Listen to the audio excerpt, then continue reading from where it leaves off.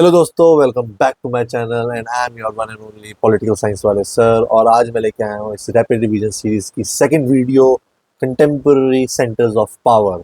और अगर अभी तक आप लोगों ने इसका फर्स्ट चैप्टर नहीं देखा है एंड ऑफ बाइपोलैरिटी का, तो यहाँ कहीं पे लिंक आ रहा होगा, उस पर क्लिक करके सबसे पहले उस वीडियो को देख लो। Reason is that we must understand the base, हमारा बेस क्लियर होना चाहिए पहले before jumping to this second chapter, because in this chapter we will going to understand how the world emerged as a multipolar world, how the different alternative powers has emerged like European Union, ASEAN और China. सो इसमें हम यही चीज़ देखने वाले हैं। और अगर आप लोगों को ये नोट्स चाहिए तो DM me and I will provide you these notes, because these are the notes are basically elaborated form of NCERT, and जितना भी मेरा बेस्ट ऑफ बेस्ट अंडरस्टैंडिंग है पॉलिटिक्स की, I will going to share here. और definitely अगर आप ये questions follow करते हो, और जो आपको डिस्क्रिप्शन में भी दिख सकते हैं कुछ questions, these question will definitely come in your upcoming exams, जो आपका एग्जाम है March 23 को। और अगर आप ये वीडियो अच्छे से देखते हो तो आपका एग्जाम बहुत अच्छे से क्रैक हो सकता है। So let's start. पहला क्वेश्चन हमारे पास आता है, what is regional organisation and what are its objective. सबसे पहले जब भी आपके पास कोई क्वेश्चन आता है, ये क्वेश्चन तो नहीं आएगा, but your intro must be very crisp and clear, that आपने स्टार्ट जब भी करना, चाहे आप यूरोपियन यूनियन की बात करो, आसियान की करो, चाहे ब्रिक्स की करो, the base your intro must come from here, that what is regional organization. First of all, clear this thing to the examiner, clear these things those who are checking your paper, that it clearly says that it is the process of different states who enters into a regional or cooperation, because they need to have cooperation with each other and reduce the regional tension, कि आसपास के आपके आस पड़ोस के देश में आपकी tensions ना हो, there must be a peaceful coexistence between the people, and there should no interference between basically, you can say, the sovereignty should not be interfered by any nation, and there must be a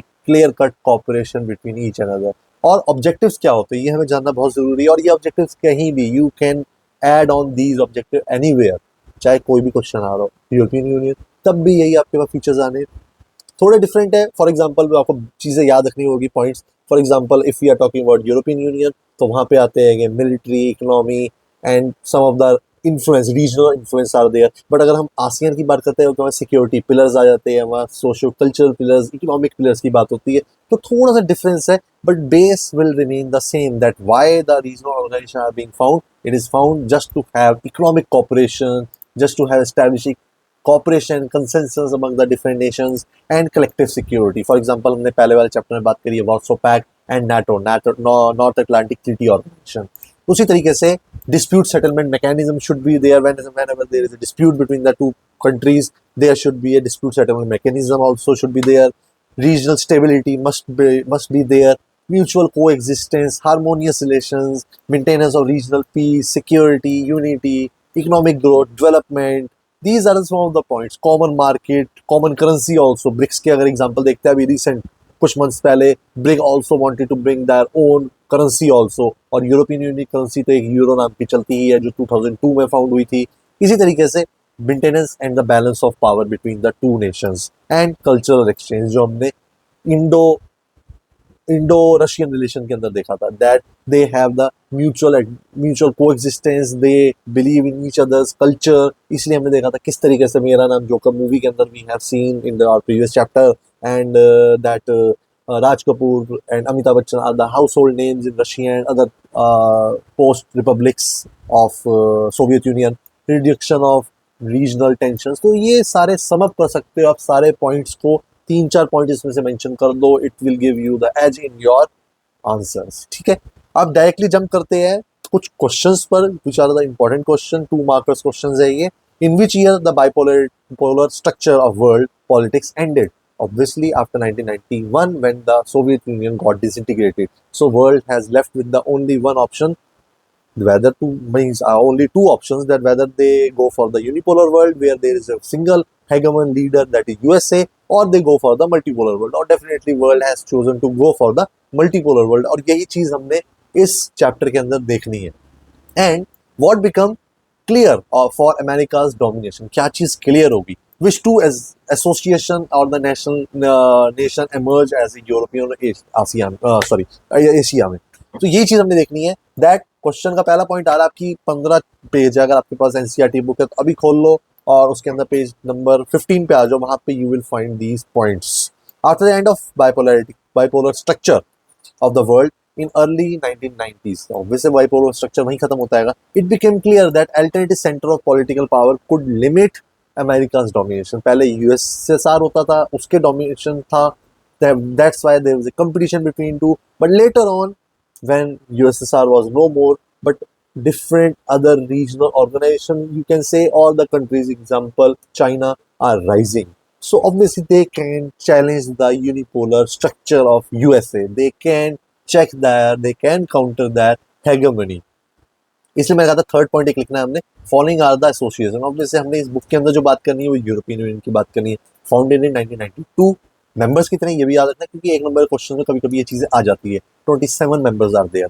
and ASEAN founded in 1967 and full form है ASEAN की the association of south east Asian nations. ठीक है, 10 members session थे initially, 5 members were there, later on 10 members add हो गए थे इसके अंदर। फिर आता है हमारा सार्क। इसका ऑब्वियसली इसका जिक्र थोड़ा सा कम है, you will find this limited way में आपको इस बुक के अंदर मिलेगा, बट स्टिल इसकी फुल फॉर्म में याद जरूर रहनी चाहिए, south Asian association for regional cooperation, founded in 1985। 8 members company, इसके अंदर 8 मेंबर्स मिलेंगे आपको, और ये हम थर्ड चैप्टर में भी डिस्कस करने वाले थोड़ा बहुत इसके बारे में। ठीक है, and BRICS founded in 2009, 5 members are there and recently members like observant members are being added later on, but full form है इसकी Brazil, B for Brazil, R for Russia, I for India, C for China and S for South Africa। और बहुत सारे और भी है, मैंने आपके लिए एड ऑन कर दी है अगर आप जानना चाहो। Commonwealth of independent state which basically emerged after the disintegration of USSR in 1991। there is Shanghai Cooperation Organization SCO founded in 2001। African Union also is there, 54 members are there। Asian Pacific Trade Liberalization, these are some of the regional, और बहुत सारी later on add on होती जा रही है हमारे पास। But EU इस book के अंदर जो हम बात करने वाले, European Union and ASEAN have developed alternative institutions। They have developed their own way of dealing with the socio-economic and political aspect of the world, and conventions that build more peaceful and cooperative regional order। Means a world should be organized in such a manner where people contribute for that development, where people remain without having, means they can come together and without having any dispute and conflicts। ठीक है, तो अब directly question देखते हैं। एक major question आता है, mention the major challenges faced by Europe after the second world war. Obviously 2 major challenge थे जो हमें याद रहनी चाहिए। पहला चैलेंज आता है second world war shattered many of the assumption and the structure on which European countries based. उस चीज पर वो बेस्ड थे, उनके assumptions थे, दैट गॉट शैटर्ड। ठीक है, and in 1945 the European states confronted the ruin of their economy। सबसे मेजर चीज ये थी that they have spent lots of money in the warfare, they have spent lots of money in defense, they have lots of money spent for the warfare and the arm race। You can say in that thing they have basically their economy was very much deteriorating। जिसे बोलते हैं हम एक war torn nations। तो at that time destruction of the assumption and structure on which European had been found, जो उनके assumptions थी कि that हम तो बहुत सुप्रीम है, हमारे से बढ़कर कोई कुछ नहीं कर सकता, वो सब कुछ टूट गया और at that time इनकी इकोनॉमी बहुत डाउन हो रही थी। These were the major challenges that European nations were facing at that time। ठीक है, इसके बाद आता है जब यूरोपियन यूनियन नहीं, सॉरी यूरोपियन गलत बोल दिया मैंने, that when their economy was not stable, so to stabilize the basically you can say the malfunctioning of the economies, या you can say जो अर्थव्यवस्था जिसे बोलते हैं which was basically crumbling at that time, जो डूब रही थी, जीडीपी डिक्लाइन कर रही थी, इन्फ्लेशन राइज कर रही थी, people were starving at that time, people were started living into the below the poverty line। वो सब कुछ को रिकवर करना बहुत जरूरी था। And at that time USA come up with A kind of a plan जिसे बोलते हैं मार्शल प्लान। मार्शल प्लान एक आया था जिसके अंदर they try to recover the economy of the different European countries. ठीक है, तो इसके लिए मैंने कुछ पॉइंट्स बनाए हैं और क्वेश्चन इस तरीके से भी आ सकता है, explain any two step taken by USA that aided the integration of the European states after the end of second world war. क्या ऐसे उन्होंने तरीके स्टेप्स उठाए? यहाँ 2 स्टेप्स है, मैं आपके लिए 5-6 स्टेप्स बुक में मार्क कर दिए। पहला था Marshall plan. Marshall plan was basically a kind of a plan which aided by the cold war sorry European integration after 1945 was aided by Cold War. जब Cold War start हुई थी, then people started coming together. That obviously there was a 2 camps. Last chapter हमने पढ़ा है that there was a 2 camps. One was Eastern Bloc and other is Western Bloc. And Western Bloc पर आपस में European countries आपस में एक साथ हो गए थे to counter the socialism, socialist ideology which is coming up directly from Eastern world. That is Second World, headed by USSR. America's extended massive financial help for reviving European economy under what was called the Marshall Plan. ये हमें बहुत अच्छे से याद रखना है। और who initiated or who proposed this plan was the George C. Marshall, signed by US President Truman. That's why कभी कभी ट्रूमैन डॉक्ट्राइन के नाम से भी जानी जाती है। ठीक है, तो कभी आपके पास आता है तो ये जरूर याद रखना। एंड इट वाज बेसिकली ये ईआरपी जैसे हमारे स्कूल के ईआरपीज होते हैं, उसी तरह से यूरोपियन रिकवरी प्रोग्राम था। यूरोप की कंट्री की जितनी भी इकोनॉमी थी उसको रिकवर करने का ये तरीका था। और बेसिकली यहाँ पे लिखा हुआ है design to rehabilitate the war torn economy, torn जो टूट गई थी वॉर्स की वजह से, जो उनकी इकोनॉमी टूट गई थी, ऑफ 17 यूरोपियन कंट्रीज, उसको रिकवर करने का काम किसने किया था?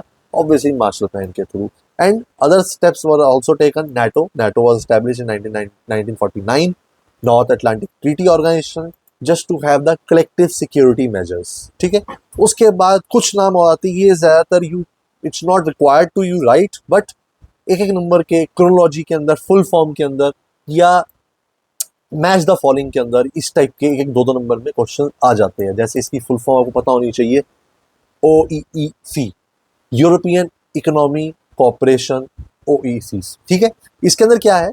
It was basically establish in 1948 में, aided to the west European state. क्या चेंज करना था? क्या चीज के अंदर? इकोनॉमिक कॉपरेशन चाहिए थी। Economically different European countries start cooperating with each other. ठीक है, नेक्स्ट काउंसिल ऑफ यूरोप। अब यहाँ पे जब इकोनॉमी की बात करते हैं तो ऑब्वियसली पॉलिटिकल कॉपरेशन भी बहुत जरूरी है। For example if conflict is taking place, तो कंफ्लिक्ट को किस तरीके से, ideological conflict is there, different political stands are different, of different opinions are there, तो उसके लिए cooperation, political cooperation is also must. So council of Europe was also establish after 1 year 1949। ठीक है, फिर आता है European economic community. Another step was taken for opening up of the economy, तो the process of economic integration, integrate करना different European economies को एक साथ, एंड कैपिटलिस्ट कंट्रीज जितनी थी, ऑब्वियसली कैपिटलिस्ट मॉडल पे ही completely everything was based, proceeded step by step, leading to the formation of European economic corporation in 1957। तो आपको डेट याद रखनी है। This process acquired a political dimension with the creation of the European Parliament. Parliament, a kind of a thing, also was introduced just to have economic and political stability within all these states. अब यहाँ पे एक चीज आती है, थोड़ा सा अगर ये आप एडिशनल नॉलेज याद रख सकते हो, तो treaty of Rome was signed in 1957, according to which was also known as formally European economic community, जो हम यहाँ कर ही रहते हैं। ठीक है, तो ये एक चीज तरीका है जानने का इसको। उसके बाद the collapse of second world या कोलैप्स ऑफ सोवियत यूनियन, जो हमने प्रीवियस चैप्टर में पढ़ा है, Europe put Europe on a fast track and resulted in establishment of European Union in 1992। ये चीज हमें मेजर याद रखनी है। After the signing off maastricht treaty, ये बहुत अच्छे से याद रखना, maastricht ट्रीटी के बेस पर ही European Union got form, and foundation was thus laid for the common foreign policies, common security, cooperation on justice, home affairs, and the creation of single currency. This is the conclusion of how and why the European Union was found. अब हम देखते हैं one of the most important, जो 6 marker और 4 marker में आपका damn sure आने वाला है इस एग्जाम्स में। क्या चीज है? What makes European Union highly influential? मैंने सारे क्वेश्चन जितने तरह के हो सकते हैं ना, सारे डाल दिए यहाँ पे। Explain any 4 factors that makes European Union stronger organization, four factors European Union के इन्फ्लुएंस के. European Union is highly influential regional organisation. Justify this four common features of European Union और explain the process of evolution of the European Union. अगर ये थोड़ा process की बात करता है तो थोड़ा सा बैक वाले जितने भी हमने पढ़े हैं ना अभी, हाउ फ्रॉम ओईसी से कहाँ किस तरीके से European council were form, NATO was there, how they have evolve and later on Maastricht treaty के accordingly European Union got form. तो इस तरीके से आपकी प्रेजेंटेशन मैटर करती है, आपका वे ऑफ राइटिंग मैटर करता है. अगर आप उस तरीके से अच्छे से लिखते हो तो you will get good marks in your upcoming boards. ठीक है, तो स्टार्ट करते हैं. पेज नंबर 16 पे आ जाओ, खोल दो वाला, उसके साथ मार्क कर लेना. यहाँ पे कुछ पॉइंट्स मिलने वाले हैं. That the European Union has evolved over a time and economic union to an increasingly a political one. पहले तो वो यूरोपियन यूनियन इकोनॉमी के बेस पर ही फाउंड हुआ था. The economic corporation will be there. Later on it has taken the dimension of NATO forces भी आ जाते हैं वहाँ पे, तो एक सिक्योरिटी मेजर्स भी एड ऑन हो जाता है उसके अंदर. लेटर ऑन हमें पॉलिटिकल डायमेंशन भी ऐड होते हुए मिलते हैं. उसके बाद तो इनका इन्फ्लुएंस भी स्टार्ट हो जाता है. ठीक है, European Union has started acting as a more as a nation state.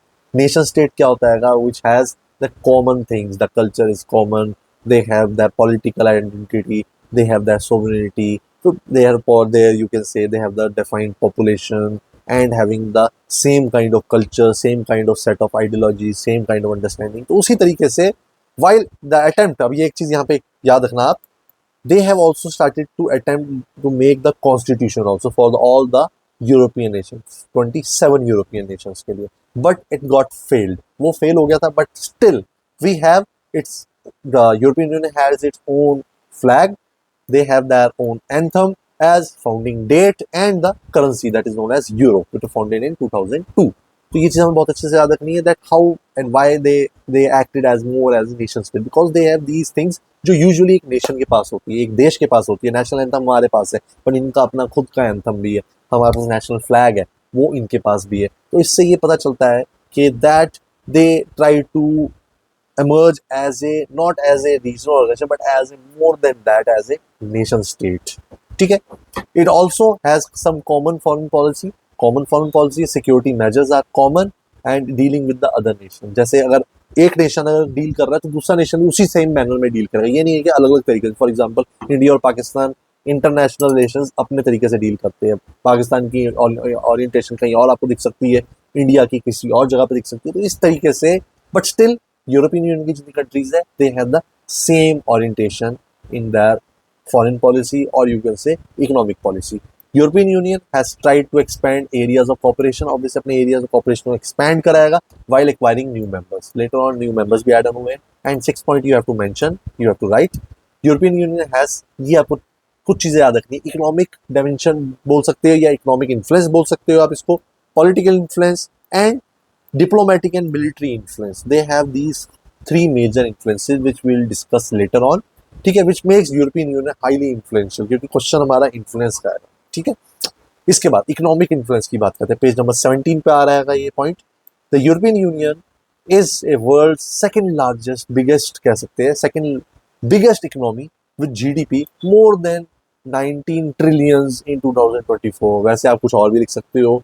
No examiner will know about these exact figures. कोई भी फिगर लिख सकते हो, हार्ड एंड फास्ट रूल नहीं है.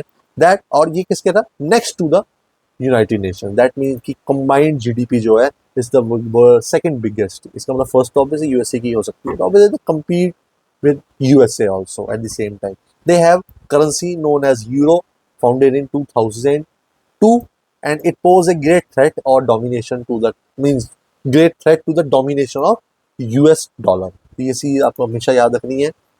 नेक्स्ट पॉइंट है, it shares a world trade is much bigger, much larger than the United Nations. ये जितना भी इनका ट्रेड होता है आपस में, वो ट्रेड बहुत लार्ज है एज कम्पेयर टू यूएसए. तो obviously they are having more economic influence. फिर नेक्स्ट पॉइंट आ रहा है हमारे पास, it's economic power gives its influence over its closest neighbor. Obviously when you are more stronger, so your economic influence will be there, will be seen in your neighboring countries. जैसे India का है, आज भी India is known as the big brother in Indian subcontinent, where Afghanistan, Pakistan, Myanmar, Nepal, Bhutan, all are basically feels little bit of you can say they feel that somewhere down the line India can dominate them. And obviously they have this fear in their mind that India is dominating power. So obviously, when you are you are capable in economy, you are capable politically, you are capable in military,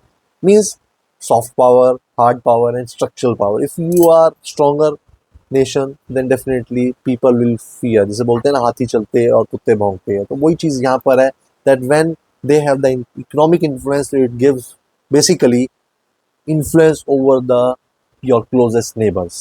Next point, it also functions as more important block in the international economic organization such as World Trade Organization. जब World Trade Organization की बात होती है तो always this forum is dominated by USA. But क्या होता है यहाँ पे, जब यूरोपियन यूनियन कंबाइंडली बात करते हैं तो ऑब्वियसली इनका इन्फ्लुएंस ज़्यादा है कहाँ पे, वर्ल्ड ट्रेड ऑर्गेनाइजेशन, और इनकी पॉलिसीज को मैनिपुलेट करने का बहुत अच्छे से दम यूरोपियन यूनियन के अंदर है। ठीक है, अब आता है पेज नंबर 18 पर पॉलिटिकल इन्फ्लुएंस। अब पॉलिटिकल इन्फ्लुएंस भी जानना जरूरी है कि इकोनॉमिक तो हमने जान ही लिया था, combinedly their GDP is more stronger than the rest of the world, they are second largest economy, इनकी राइज हो रही है rapidly, they are growing in trade rapidly, they are having influence over the world trade organisation. ऐसे ही political influence क्या है, EU also has the political and diplomatic influence. किस तरीके से, one of the EU member France holds permanent seat on the UN Security Council. UN Security Council क्या आएगी, जो हम 4th chapter international organization में पढ़ने वाले हैं, in which we will come to know, we will see that how the United Nations and its 6 organs, out of which there is one security council is there, where there is a 5 permanent members. One is China, second is Britain, third is USA and Russia. जैसे हमें याद है ना आप लोगों को, Russia inherited the permanent seat in United nation security council from Soviet union, जो Soviet union का सक्सेसर माना गया था किसको, रशिया को। तो यहाँ पे 4 मेंबर्स बोले, 5वां मेंबर है आपका फ्रांस। तो obviously when France is the member of UN security council, तो उस जगह पे क्या होगा, that France must have the एक पॉलिटिकल से, they can have the veto power also. तो कोई भी अगर इनके ही मेंबर स्टेट्स को कोई प्रॉब्लम होती है तो France can raise their voice and they can use their veto power also. वो हम लेटर ऑन नेक्स्ट चैप्टर, जो हमारे नेक्स्ट चैप्टर आएगा, we will understand the what is veto power and how they exercise negatively also for their own benefit. ठीक है, European Union include several non permanent members. आपको पता ही है 5 permanent members are there and 10 non-permanent members, those who are elected rotation basis पर after every 2 years। तो उसमें भी 2-3 यूरोपियन यूनियन के मेंबर्स जुड़े होते हैं उसमें भी। तो they have considerably good amount of influence over the world politics। इसके बाद पॉइंट आता है हमारे पास that this enables the European Union, that EU, to influence some of the policies। कहीं जब भी कोई पॉलिसी आती है तो सारे नेशंस को एक साथ माननी पड़ती है, बट अगर कोई वीटो पावर लगा देता है तो वो जो कंसेप्ट होता है या वो जो एक प्रपोजल है वो डिक्लाइन हो जाता है। तो ऑब्वियसली यूएसए की कुछ पॉलिसीज को रोकने का काम भी फ्रांस करता है थ्रू यूरोपियन यूनियन। अब it use is diplomatic, economic, investment, negotiation rather than the coercive and military force has been effective. अभी आपने आज तक नहीं देखा होगा कि they have used their military power, ऐसा कभी नहीं हुआ। They diplomatically through the different influences, without using the means of weapons, without using means of violence, they have done pretty much well in the, you can say, in negotiation, in diplomacy at world level। अब आता है military influence. Military influence भी जानना जरूरी है, that militarily the European Union combined armed forces are the second largest। अगर combinedly use करते हो ना, सारी की सारी देखते हो जितने भी यूरोपियन कंट्रीज है, इनका combinedly they are the second largest after USA। Total spending कितनी है डिफेंस में, इज द सेकंड लार्जेस्ट। सबकी, हर कोई, every nation have certain amount which goes directly for the defence. यहाँ पे कंबाइंडली इनका डिफेंस का अगर इन्वेस्टमेंट देखते हैं तो वो भी बहुत ज्यादा है। One EU member state France, फिर वो ऑब्वियसली फ्रांस आ जाती है, और they have the nuclear capable arsenals. बहुत सारे इनके आर्सनल्स है, वॉर हेड्स है इनके पास 535 nuclear warheads. It is also the world second most important source of space and communication technology। सबसे पहले ऑब्वियसली हमें बात ही करनी जरूरी है the space and communication technology development. तो they are the second largest and they are much growing in this area। So these are the some of the influences। इस तरीके से आप इस क्वेश्चन का आंसर लिख सकते हो। अब बात करते हैं कुछ नेगेटिव पॉइंट्स की, ये सारे पॉजिटिव पॉइंट्स में आ जाते हैं, that they have their military influence, they have economic influence, they have political influence, how they were found from since the Marshall plan, OEEC or the Council of Europe, NATO, by this they have evolved to Maastricht treaty होती है 1992 में, और उसका European Union found होता है, and these are the influences. But इसके कुछ negative points भी, और नेगेटिव पॉइंट भी जानना बहुत जरूरी है। दैट क्वेश्चन आ सकता है, evaluate the role of European Union, थोड़ा सा पॉजिटिव बातें, as a super national organisation. तो आपको ये बताना होगा कि सुपर नेशनल ऑर्गेनाइजेशन है तो, बट कहीं ना कहीं दे आर लैगिंग बिहाइंड। अब लैगिंग बिहाइंड मीन्स लिमिटेशंस है इनकी, और लिमिटेशंस को हम वो भी जानेंगे हम। और उस लिमिटेशन को कुछ कभी कभी क्वेश्चन ऐसा भी आता है, what do you understand by euro scepticism, means एक डाउटफुलनेस है यूरोप में ही। या आता है what are the odds which limits the ability of European Union. तो ये कुछ मैं कहूँगा क्वेश्चंस है जो आपको डिफरेंट वे में आ जाते हैं, बट आंसर इसका ऑलमोस्ट सेम बनता है। जैसे पहला पॉइंट है, as a super national organisation EU is able to intervene. Obviously, economically, politically, and militarily, their intervention is there around the world. But still, some of the policy of their own nations, means different जो members nations है, उनकी अपनी कुछ policies है, because of which limitations are there. हमेशा होता है ना, एक घर के अंदर अगर members होते हैं बहुत सारे, किसी ना किसी member ऐसा होता है जो उल्टी सोच का होता है। ये होता है ना, शादी होती है, उसके अंदर जीजा या फूफा जी हमेशा नाराज ही होंगे। क्यों नाराज होंगे? Obviously they have coming up from different mindset, they are coming up having different ideology। तो कहीं ना कहीं एकता में, जिसे बोलते हैं ना, रंग में भंग डल जाता है। तो ऑब्वियसली एक अच्छी तरीके से European Union is rising, but still because of these some of the shortcomings they are not be able to perform what they are suppose to perform at world level. ठीक है, जैसे आ रहे हैं हमें main point, but in many areas its member states have their own foreign relations. उनके अपने एक फॉरेन रिलेशंस है, there have their own different defence policies that are often odds with the each other. एक दूसरे से अभी तालमेल नहीं बनता है, चाहे वो 27 यूरोपियन स्टेट्स है, still they have the different mindset. उसका एग्जांपल दे रहेगा आपके सामने यहाँ पे, या तो इसको रट के याद कर लो या इसको बाय हार्ट याद करो। That 10 Britain's prime minister Tony Blair, पहले की बात कर रहा है, बहुत पहले की, 2002 के आसपास की बात कर रहा है ये, was America's partner in Iraq invasion. में इराक, जैसे आज आप लोगों को, क्योंकि ये थोड़ा आपके लिए पुराना होगा, आज तो ईरान और इसराइल की लड़ाई चल रही है, या वेनेजुएला पे यूएसए अटैक, प्रेसिडेंट को किडनैप कर लिया, वो चीज़ आ रही है। बट इराक पे भी अटैक किया गया था, just in the name of that Iraq also developing the weapon of mass destruction. ये थोड़े कंसेप्ट है जो मैंने आप लोगों के लिए करवाए भी थे आप लोगों को एक बार कोल्ड वॉर चैप्टर के अंदर। Although cold war chapter is being deleted, but later on, आगे सीरीज में नहीं, बट आगे जब मैं इसका एक डिटेल वीडियो बनाऊंगा, there I will discuss the cold war chapter also. वहाँ पर एक और चैप्टर, कोल्ड वॉर के साथ एक और चैप्टर था, यूएस हेगेमनी। हेगेमनी में आता है हार्ड पावर के अंदर, where USA try to invade Iraq also. तो वहाँ पे जब इराक में इन्वेजन हुई थी तो ब्रिटेन ने साथ दिया था। अब आपके मन में एक क्वेश्चन आ रहा होगा कि सर ब्रिटेन कहाँ से आ रहा है यहाँ पे? ऑब्वियसली ब्रिटेन आएगा बिकॉज 2020 से पहले Britain was also the part of European Union.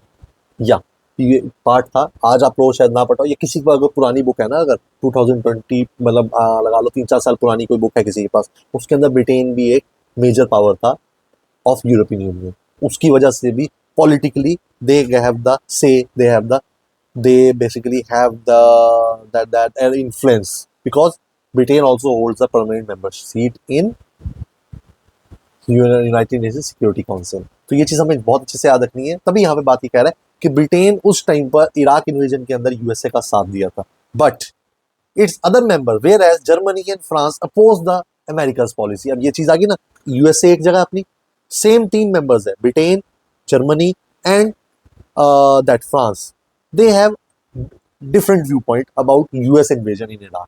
तो ऑब्वियसली आगे ना डिफरेंस यहाँ पे। इसी तरीके से there is also deep seated European scepticism, that doubtful है कि यूरोप में, ये कंट्री में ये यूनिटी चल पाएगी या नहीं। ठीक है, इसके बाद एक आता है, दस for example Britain former prime minister, Britain की फॉर्मर प्राइम मिनिस्टर की बात हो रही है, Margaret Thatcher, kept the UK out of the European market. अब यूरोपियन मार्केट एक बनी हुई है, they have the free trade, they are basically having same economic ideology, they have the same political understanding, policies, foreign investment की policies, free trade, सब कुछ एक जैसा है। But still UK means Britain ने अपने आप को आउट रखा था यूरोपियन मार्केट से। तभी लेटर ऑन 2020 में, तभी मैंने यहाँ पे ये पॉइंट जरूर ऐड खुद से कर लेना, 2020 में Britain exerted from EU which is known as commonly known as Brexit। Brexit हो गया, BR means ब्रिटेन एग्जिट कर गया, ब्रिटेन ब्रेक्सिट। तो ये जरूर लिखना अगर ये क्वेश्चन आता है आपके पास। डेनमार्क, अब एक और पॉइंट आ रहा है जो बुक का आपका, Denmark and Sweden have registered the Maastricht treaty. जो मास्ट्रिक्ट ट्रीटी के बेस पर यूरोपियन यूनियन फाउंड हुआ है, उसको भी डेनमार्क और स्वीडन ने डिक्लाइन कर दिया था। And they have not adapted euro. Euro जो करेंसी थी उन्होंने अडॉप्ट ही नहीं करी, because they felt that they are the smaller nations and ये बिग पावर्स आकर कहीं ना कहीं कंट्रोल कर सकती है स्वीडन और डेनमार्क की इकोनॉमी और इनके political areas, yeah, you can say they can influence that politically and they can interfere in that sovereignty. That's why they have kept out of the market, all as well as euro इन्होंने currency अपने initiate भी नहीं करी, although they were a member and they still resisted. This limits the ability of European Union to act as a matter or for foreign relation and defense. तो आगे ना कहीं दरार आ गई, कहीं ना कहीं फूफा जी बीच में आ जाते हैं, जो कहीं ना कहीं जैसे बोलते हैं ना, भटूरे नहीं फूलते, पहले फूफा जी का मुंह फूल जाता है, वो यहाँ पे बात आ रही है। ठीक है, अब जो मैंने कुछ पॉइंट्स आपके लिए अलग से ऐड ऑन कर दिए। ब्रेक्सिट क्या था? ऑब्वियसली ब्रेक्सिट एक रेफरेंडम करवाए गए थे, जैसे हमारे first chapter India since independence वाली बुक के अंदर दैट फर्स्ट चैप्टर है हमारा चैलेंजेस ऑफ नेशन बिल्डिंग, जिसके अंदर हमने देखा था जूनागढ़ का जो मैटर था रिजॉल्व हुआ था रेफरेंडम के थ्रू। सेम ब्रिटेन में रेफरेंडम करवाया गया, whether Britain remains in the European Union और नॉट, येस और नो। इस तरह के क्वेश्चन पूछा गया था 2016 में एंड 52% पीपल हैव, परसेंटेज की बात हो रही है, percentage people voted who participated opted to leave. जिन्होंने पार्टिसिपेट करा था they wanted to leave out of European Union, और ये बात मान ली गई और UK is the only sovereign country to have left the European Union. ये चीज आपको बहुत अच्छे से याद रखनी है। ठीक है, इसके बाद एक क्वेश्चन आ जाता है, पेज नंबर 16 पर ही है, ये कार्टून के बेस पर आ सकता है आपके पास। What does the European Union flag symbolises? The circle of gold star stands for solidarity and harmony between the people of Europe. ये चीज याद रखनी है हमने। And it has 12 stars as the member 12 is traditionally the symbol of perfection, completeness and unity, because 12 members were there initially were there. Later on, different members have joined later on. और एक cartoon का question आता है, ये Titanic वाला। अब Titanic से why the question भी यही है, why does the cartoonist use the image of the ship Titanic to represent EU? They just represented this Titanic image to show that how the attempt or the initiative of finding establishing their own constitution got failure. It was completely failure. तभी यहाँ पे लिखा भी हुआ है that European Union initiated to draft its common constitution similar to that of any other democratic nation. The cartoonist used this image of the ship Titanic to represent European Union because the ship was drawn and could not reach to its destination. Because same way में constitution बनाने का जो एक draft था, एक proposal था, it could not reach to its culmination, और end result यही था कि that this attempt was a failure. तो इस तरीके से आपको याद रखना। और एक क्वेश्चन लास्ट में आपको बता देता हूँ इसका, that which 4 common symbols makes the European Union look like a nation state? और वे 4 common figures क्या है? पहला है इसका अपना एंथम, जैसे हमारे नेशनल एंथम ऐसे इनका भी एक एंथम है। They have their own flag, अभी हमने फ्लैग्स की बात कर ही ली है। They have also at the same time founding date 1992 and the currency euro is the currency. 2002 में ये यूरो करेंसी फाउंड हुई थी। तो इस तरीके से हमारा ये वाला यूरोपियन यूनियन का एक पार्ट खत्म हो जाता है, और यहाँ से 6 नंबर और 4 नंबर का क्वेश्चन इस बोर्ड में भी आने वाला है। और आज बता भी देता हूँ आप लोगों को that European union how they are influencing the whole world. The question यही आएगा, कान यहाँ से पकड़ोगे, यहाँ से घुमा के पकड़ो, शीर्षासन करो, चाहे उल्टे लटक दो चमगादड़ की तरह, बट स्टिल क्वेश्चन यहीं से आने वाला आएगा। इट्स माय बेट। सो ये वीडियो अगर आपको अच्छी लगी तो लाइक और शेयर और कमेंट जरूर करना, और पेज को जल्दी से सब्सक्राइब कर दो। इसके बाद इसका सेकंड पार्ट में लेके आने वाला हूँ इसी चैप्टर का, जिसके अंदर we will going to discuss about the ASEAN and its basically 3 pillars. But cut short कर रहे हैं इस वीडियो को, स्मॉलर वीडियोस बनाएंगे जिसके अंदर you will be able to understand topic wise. ठीक है, तो लेट्स सी, अभी वेट करिए आप नेक्स्ट वीडियो का, मिलते हैं इसके बाद। Bye bye, see you.